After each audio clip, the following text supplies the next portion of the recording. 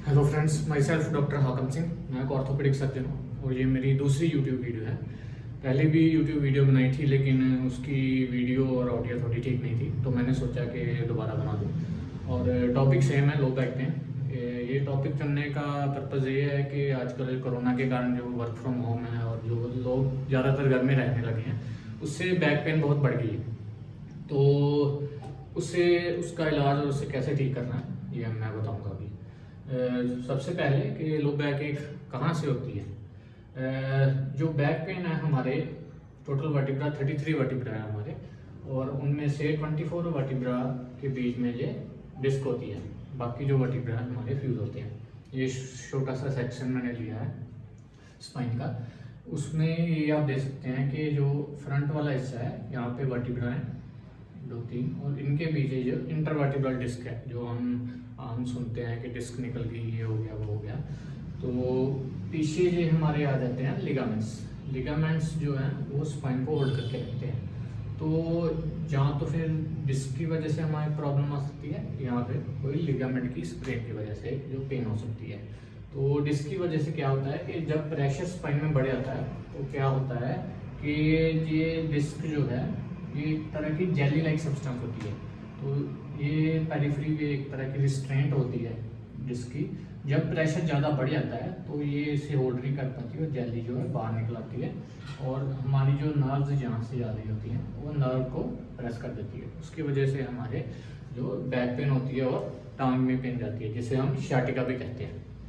और अभी आ जाते हैं कॉजेज में आ जाता है कि सबसे पहले स्पाइन की पोजीशन क्या है। नॉर्मल जो पोजीशन हमारी न्यूट्रल है। जब भी हम आगे झुकते हैं या पीछे झुकते हैं तो स्पाइन में जो प्रेशर है हमारे बढ़ जाते हैं। आगे झुकने पे ज़्यादा प्रेशर बढ़ते हैं, पीछे पे झुकने पे कम प्रेशर बढ़ते हैं। तो उसकी वजह से क्या होता है, आगे झुकने से ज़्यादातर हमारी डिस्क में प्रेशर बढ़ता है और डिस्क पीछे को निकलना शुरू हो जाती है, और उसकी वजह से ये लिगामेंट को क्रॉस करके इधर हमारी नर्व रूट होती हैं उनको प्रेस कर देती है।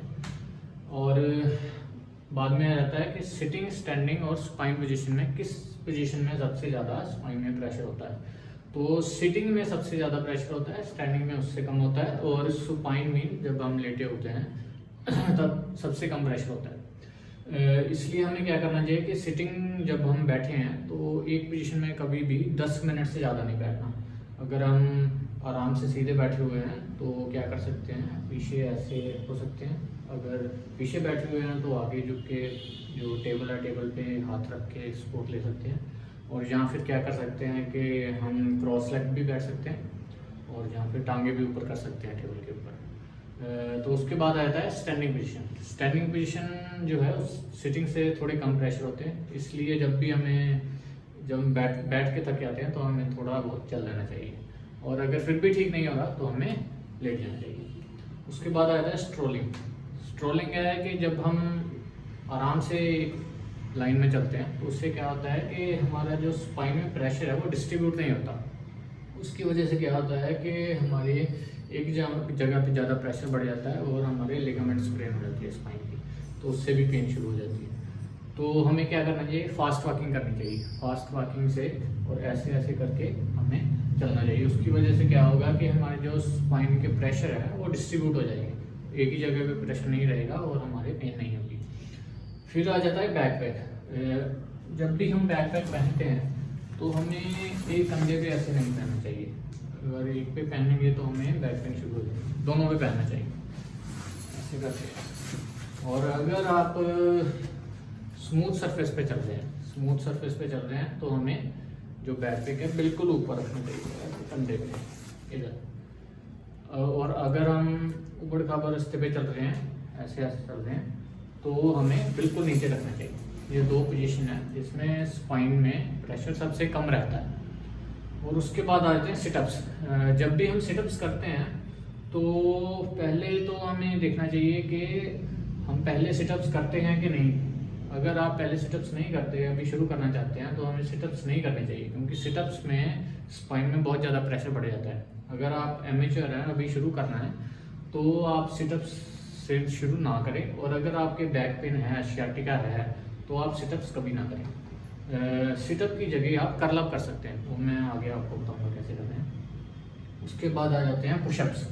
पुशअप्स हैं कि जब भी आप पुशअप शुरू करते हैं तो पहले नी पुशअप शुरू करना चाहिए, नी के बल होके और हाथों के बल पुशअप करने हैं। जब आप नी पुशअप कम से कम 10 कर सकते हैं तो उसके बाद आप जो रेगुलर पुशअप वो शुरू कर सकते हैं। उसके बाद आता है अर्ली मॉर्निंग स्पाइन फ्लेक्शन। जब भी हम सुबह उठते हैं तो हमारे स्पाइन में बहुत ज़्यादा प्रेशर बढ़ जाता है। जो डिस्क में प्रेशर है वो नॉर्मल से 3 गुना प्रेशर होता है, और जो हमारे लिगामेंट्स हैं वो भी स्टिफ होते हैं। इसलिए जब हम सुबह उठते हैं तो हमारी डिस्क निकलने का बहुत ज़्यादा चांस बढ़ जाता है। इसलिए जब भी हम उठते हैं तो पहले तो हमें साइड लेनी चाहिए। पहले टांगे फ्लेक्स करनी, ऐसे ऐसे करना है, ऊपर को उठाने, टांगे ऊपर उठा के साइड लेनी है, फिर धीरे धीरे उठना है बाजू का सहारा लेके। और कभी भी जो स्पाइन की एक्सरसाइज है वो सुबह नहीं करनी, क्योंकि सुबह हमारे स्पाइन में बहुत ज़्यादा प्रेशर बढ़ जाते हैं और डिस्क निकलने का चांस बहुत ज़्यादा होता है। उसके बाद आ जाता है एक्सरसाइज। एक्सरसाइज अब कैसे करनी है, सबसे पहले है कि ब्रीथ कैसे करना है, सांस कैसे लेनी है। सांस लेने का हमारी बहुत सारी गलतफहमियाँ लोगों में फैली हुई हैं कि मसल कॉन्ट्रैक्शन की तरह जब करते हैं तब सांस लेनी है, जब रिलैक्स करते हैं तब सांस लेनी है। ऐसा कुछ नहीं है। जो हमें ब्रीथ है वो फ्रीली ब्रीथ करें। और बाद में आ जाता है कि नो पेन नो गेन, जो हमारी कहावत है, ये स्पाइन में ठीक नहीं है। स्पाइन में अगर आपको पेन हो रही है तो इसका मतलब कि कोई ना कोई गड़बड़ है, तो आपको वो एक्सरसाइज नहीं करनी चाहिए। और बाद में आता है एरोबिक एक्सरसाइज। स्पाइन में जो एरोबिक एक्सरसाइज है वो बेस्ट है। हमें जो स्पाइन की है वो रेपिटेशन ज़्यादा करनी चाहिए और वेट कम उठाना चाहिए, क्योंकि ऑलरेडी स्पाइन में बहुत ज़्यादा प्रेशर होते हैं और हमारा जो स्पाइन है वो झेल नहीं सकता और कोई ना कोई इंजरी हो जाती है।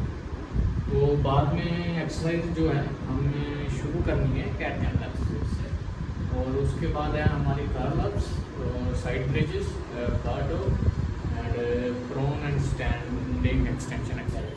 कैट कैमल क्या है कि ऐसे फ्लेक्स करना है आराम से, कोई स्ट्रेच नहीं करना, और फिर ऐसे एक्सटेंड करना है,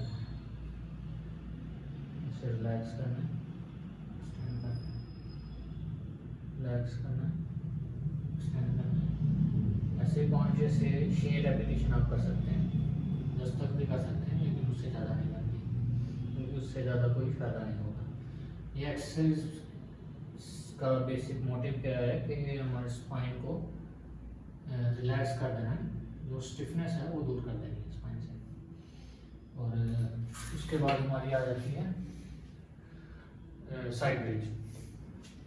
साइड ब्रिज में क्या है कि हमने ऐसे फोर आर्म अपनी जो बाजू है उसका सहारा लेना है, और ये घुटने का सहारा, इनिशियली घुटने का सहारा लेना है, और ऐसे हमने ये हमारी जो चेस्ट है इसको उठा लेना है। ठीक है, ये बाजू हमने ऑपोजिट अपने शोल्डर पे रख लेनी है ऐसे, और फिर रिलैक्स करना, कम से कम 10 सेकंड रखना है और फिर रिलैक्स करना। ये आप 10 रेपिटेशन कर सकते हैं, बोथ साइड करनी है।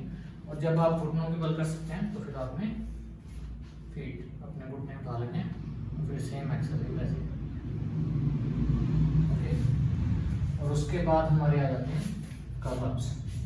कर्ल अप्स क्या है कि कैसे करने हैं, हमारे जो हाथ हैं ये यहाँ पर रख सकते हैं बैठ के बिल्कुल नीचे। इससे क्या हो जाएगा कि हमारे जो स्पाइन की पोजीशन है वो न्यूट्रल में आ जाएगी, और ये जो हमारी एल्बो है ये ग्राउंड पे रखनी है, और धीरे धीरे जो चेस्ट है वो ऊपर उठानी है, अपर चेस्ट ही ऊपर उठानी है।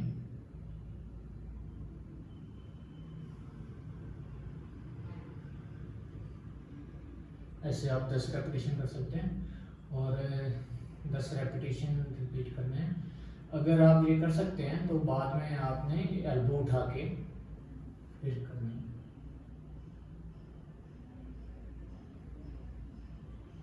से आप 10 रेपिटेशन कर सकते हैं, और जब आप ये कर सकते हैं तो फिर आप अगली एक्सरसाइज पे आ जाना है, वो है बार डॉग। बार डॉग में क्या है कि पहले हमने 90-90 पोजीशन में रहना है, और एक बाजू ऊपर उठानी है, अगर आप ये 10 सेकंड तक रख सकते हैं तो फिर आपने क्या करना है, पहली टांग उठानी है। अगर ये भी आप 10 सेकंड रख सकते हैं तो फिर आपने ऑपोजिट आर्म और लेग उठानी है, राइट आर्म और लेफ्ट लेग। ध्यान रखना है कि ये ऊपर नहीं उठानी है, ऐसे करने से हमारे स्पाइन के प्रेशर बढ़ जाते हैं और इंजरी के चांस बढ़ जाते हैं।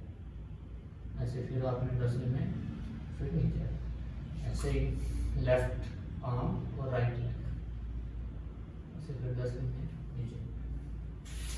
और जब आप ये कर सकते हैं तो फिर हमने आ जाना है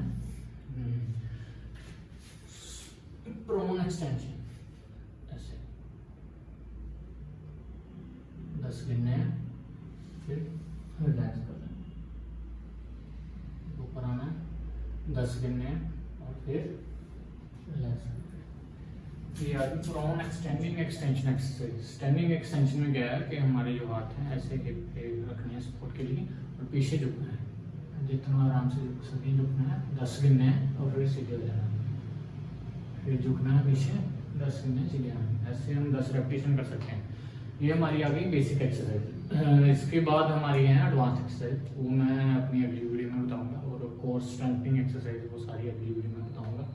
और अगर आपको मेरी वीडियो पसंद आई हो तो चैनल को सब्सक्राइब कीजिए, और मैं कोशिश करूंगा कि आगे और इन्फॉर्मेशन और एजुकेशनल वीडियो आए।